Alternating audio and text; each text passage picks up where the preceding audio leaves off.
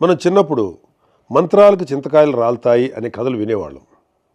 కొందరు సిద్ధులు నీళ్లలోంచి నూనె తీశారని, దాంతో దీపాలు వెలిగించారనంటే ఒకప్పుడు నేను అస్సలు నమ్మేవాడే కాదు.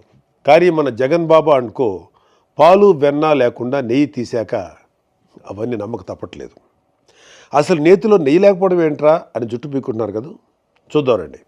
ఒకళ్ళని చాలా మంచి హెల్దీ, హైజీనిక్ అండ్ ఆర్గానిక్ భోజనం వండి పెడతాను అని చెప్పి ఇంటికి పిలిచి అందుకు చాలా డబ్బు కూడా తీసుకొని మార్కెట్లో చీప్గా దొరికే నకిలీ బియ్యం, కెమికల్స్ నిండిపోయిన సరుకులు, ప్రమాదకరమైన ఎసెన్స్తో ఉన్న పచ్చళ్ళు లాంటివి వేసి భోజనం పెట్టి, ఏదో ఒకటి భోజనం అయితే పెట్టాను కదా, భోజనం పెట్టకుండా మోసం చేశానా అని దబాయిస్తే అలాంటి మీరు ఏమంటారు?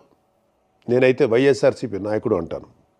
ఇంకా కరెక్ట్గా చెప్పాలి అంటే వైఎస్ఆర్సీపీ హయాంలో టీటీడీ చైర్మన్ అంటాను.